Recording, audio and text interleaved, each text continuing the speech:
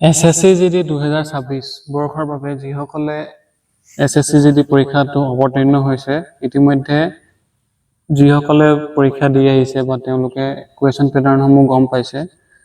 আৰু যিসকলৰ এক্সাম বাকী আছে যিহেতু এক্সামটো 27 তাৰিখৰ পৰা 30 মেলৈকে 27 এপ্ৰিলৰ পৰা 30 মেলৈকে অনুষ্ঠিত কৰা হ'ব আৰু এক্সামটোক লৈ পিনি এটা সকলোৰে ভাবি আছিলে যে এক্সামটো হ'ব ভালদৰে দিম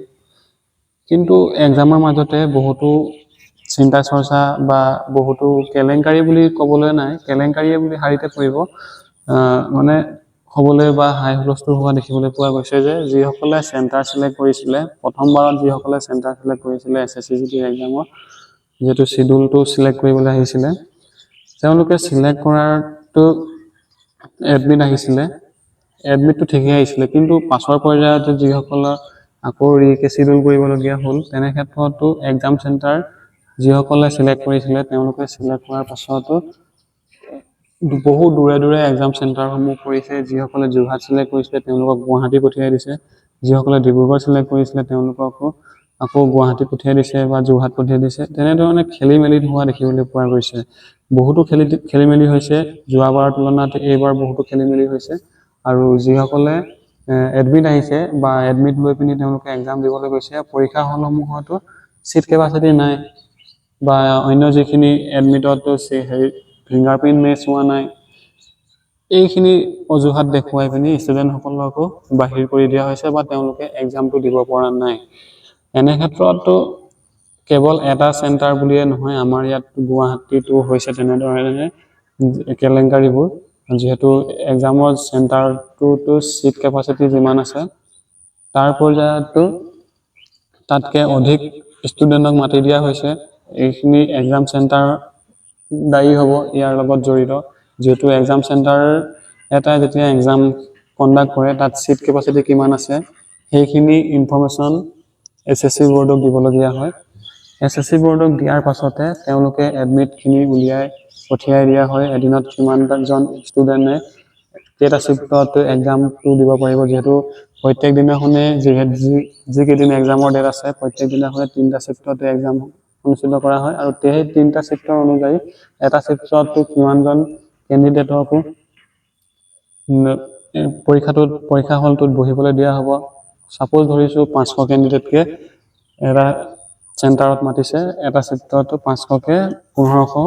সিট কেপাচিটি আছে মানে তোমালোকৰ যেটো কেপাচিটি আছে 500 সিটে আছে কিন্তু 3টা শিফটত মতাৰ পাছত যেহেতু 1500 কেণ্ডিডেট হয় তেনেদৰে এটা হিচাপ কৰি পিনি SSC বৰ্ডকো যিখিনি এক্সাম চেণ্টাৰ আছে তেওঁলোকে নটিচটো পঠিয়াবলগীয়া হয় বা ডাটাখিনি পঠিয়াব লগা হয় তাৰ পাছতহে যিখিনি এক্সামৰ এডমিট হয় এক্সামৰ এডমিটসমূহ মুকলি কৰি দিয়া হয় কিন্তু দেখিবলৈ পোৱা গৈছে যে এক্সাম চেণ্টাৰসমূহত সিট কেপাচিটি নাই বুলি অজুহাত দেখুৱাই ল'ৰাসমূহকো বা ল'ৰা ছোৱালীসমূহকো যিখিনি কেণ্ডিডেট আছে সেই কেণ্ডিডেটসমূহকো পঠিয়াই দিয়া হৈছে ঘৰলৈ বা তেওঁলোকে এক্সামটোত বহিব পৰা নাই ইয়াৰ বাবে সম্পূৰ্ণ দায়ী SSC বৰ্ড নহয় আচলতে দায়ী এক্সাম চেণ্টাৰটোৱে কাৰণ তেওঁলোকে পূৰ্বতে এইখিনি ডাটা পঠিয়াবলগীয়া হয় আৰু সেই ডাটা অনুযায়ীহে SSCয়ে এডমিট কাৰ্ডসমূহ পঠিয়াই দিয়ে যেহেতু ষ্টুডেণ্ট এটাৰ যেহেতু এবছৰ ধৰি পিনি কষ্ট কৰি থাকে তাৰ কষ্টৰ ফলত তেওঁলোকে এক্সামটোত বহিম বুলি আশা কৰে এক্সাম ভাল হওক বেয়া হওক সেইটো পাছৰ কথা যেহেতু এক্সামটো দিব নাপালে সকলোৰে মনটো বেয়া হৈ থাকে আৰু বহুতে এতিয়ালৈকে কাটঅফৰ ভিডিঅ' বহুত বনোৱাই দেখিবলৈ পোৱা গৈছে কিছুমান চেনেলত যেহেতু এক্সামে অনুষ্ঠিত হৈ পিনি শেষ হোৱা নাই কাটঅফৰ ভিডিঅ' বনোৱাইছে বহুতে ইমান যাব কাটঅফ ইমান যাব কাটঅফ কিমান যাব কোনো এতিয়া নিৰ্ধাৰিতকৈ ক'ব নোৱাৰে যেহেতু মই যোৱাবাৰ কাটঅফৰ যিখিনি লিষ্ট বনাইছিলো বা লিষ্ট মই কেতিয়াও কাটঅফৰ নামাৰি নিদো এভাৰেজ নাম্বাৰ এটা কওঁ তাৰ ভিতৰত যদি তোমালোকৰ নাম্বাৰ থাকে তেনে ক্ষেত্ৰতো এই নাম্বাৰটো থাকিলে তোমালোকে সেভ কৰি ধৰিব পাৰা তোমালোকে মোৰ পূৰ্বৰ যেহেতু যোৱাবাৰৰ ভিডিঅ'টো চাব পৰা দিয়া আছে প্লেলিষ্ট বনাই থোৱা আছে তাত তোমালোকে চালে গম পাবা যে যোৱাবাৰ মই কি কৈছিলো আৰু কি মিল হ'ল যেহেতু সম্পূৰ্ণখিনি 90% মিলি গৈছে 1-2 নম্বৰ ইফাল সিফাল হ'ব পাৰে যেহেতু মই এভাৰেজ এটা ধৰি পিনে কৈছিলো সেপাৰেটকে মই কাকো কোৱা নাছিলো যে ইমানটোৱে যাব কাটঅফ ইমান পৰা ইমান যাব যেহেতু কোৱা মতে কাম হ'ল আৰু এইবাৰো মই যেটো কাটঅফ হয় কাটঅফ মই লৈ আহিম এভাৰেজ নাম্বাৰ এটা কিমান পালে তোমালোকে চিকিউৰ হৈ যাবা। আৰু যিখিনিয়ে এক্সাম দিবলৈ গৈছে দূৰ চেণ্টাৰ বুলি, যিসকলে পঢ়া নাই তেওঁলোকে এক্সামটো দিব যোৱা নাই, তেনেকুৱা ভুলবোৰ নকৰিবা। তেনেকুৱা ভুল কৰিলে যিহেতু কম্পিটিশ্যন এইবাৰ কম হ'ব, পূৰ্বৰ তুলনাত বহুত কম হ'ব। যিসকলে 25 বৰ্ষৰ এক্সামটোত চিলেকশ্যন লৈছে তেওঁলোকে যিহেতু 26ৰ যিটো এক্সাম হয় সেই এক্সামটোতো ফৰ্ম ফিল আপ কৰিছিলে, তেওঁলোকে ইতিমধ্যে চিলেকশ্যন পাই গৈছে আৰু অসম পুলিচতো গৈছে। তেনে ক্ষেত্ৰতো SSC আৰু এইবাৰ যিহেতু এক্সামক লৈ পিনি কেলেংকাৰী হৈ থকা দেখিবলৈ পোৱা গৈছে, বহুতো কেণ্ডিডেটে এক্সাম দিব পৰা নাই। সেইখিনি কেণ্ডিডেটকো যিহেতু আকৌ ৰিকেচিডিউল কৰি পিনি এক্সামটো কণ্ডাক্ট কৰা হ'ব, নোহোৱাকে নাথাকে, কিন্তু এক্সামৰ ডেটটো পিছুৱাই দিয়া হ'ব। পিছুৱাই দিয়া হ'ব মানে তোমালোকৰ যিখিনি এক্সাম ডেট আছে সময়মতে হৈ থাকিব, আৰু যিসকলে এক্সামত বহিব পৰা নাছিলে তেওঁলোকক অন্য এটা ডেট দিয়া হ'ব, সেই ডেটৰ মতে তেওঁলোকে এক্সাম দিব পাৰিব। আৰু যিসকলে দূৰ চেণ্টাৰ মই এক্সামটো দিবলৈ নাযাওঁ, তেনেকুৱা ধৰণৰ ভুলবোৰ নকৰিবা। তেনেকুৱা ধৰণৰ ভুলবোৰ কৰিলে তোমালোকৰ যিটো এক্সামৰ যিটো চিলেকশ্যন লোৱাৰ যিটো অন্য ব্যক্তিক চিলেকশ্যন বা অন্য যিখিনি তোমালোকৰ কেণ্ডিডেট আছে তেওঁলোকক চিলেকশ্যন ল'বলৈ সুবিধা দিয়া হ'ব। তোমালোকে যিহেতু এক্সাম যদি অলপ চলপো পঢ়িছা তেনে ক্ষেত্ৰত এক্সামটো দিবলৈ যোৱা। এক্সাম দিলে তোমালোকৰ চাবা পিছতো কাট অফটো বহুত কম যোৱাৰ চান্স আছে। এইবাৰ কাট অফৰ ভিডিঅ' মই অতি সোনকালে লৈ আহিম। এই ভিডিঅ'টোখিনিত যিসকল কেণ্ডিডেটে অসুবিধাৰ সন্মুখীন হ'বলগীয়া হৈছে তেওঁলোকৰ বাবে মই এই ভিডিঅ'টো বনাইছোঁ স্পেচিয়েলকৈ। তেওঁলোকে যিহেতু হাৰ মানিব নালাগে, তেওঁলোকে যুঁজি থাকক, তেওঁলোকে এক্সামটো দিব পাবই নিশ্চয়। আৰু তেওঁলোকক ৰিকেচিডিউল কৰি দিয়া হ'ব, এক্সামটোত তেওঁলোকে বহিবলৈ পাব,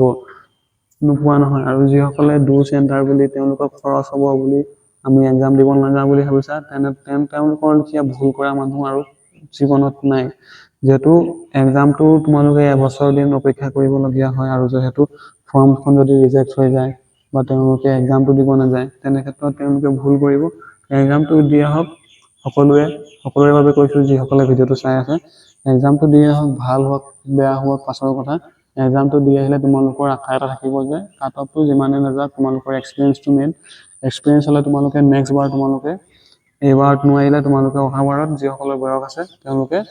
অহাবাৰতো পাৰ্টিচিপেট কৰি পিনি এক্সামটোত বহিব পাৰিব। তো ইনফৰ্মেশ্যনখিনি আছিলে ইমানখিনিয়ে। আৰু মেডিকেল এইবাৰ সোনকালে হ'বলৈ গৈ আছে, মেডিকেলৰ লৈ পিনি মই অন্য এটা ভিডিঅ' লৈ আহিম। কি সাৱধানতাসমূহ অৱলম্বন কৰিলে তোমালোকে মেডিকেলটো একেবাৰতে পাছ কৰিব পাৰিবা, আৰু কি ভুলবোৰ কৰিব নালাগে। যিহেতু ময়ো এজন কেণ্ডিডেট আছিলোঁ সেইবাবে তোমালোকক জনাই দিছোঁ। আৰু বিশেষ ক'বলগীয়া নাই, তোমালোকে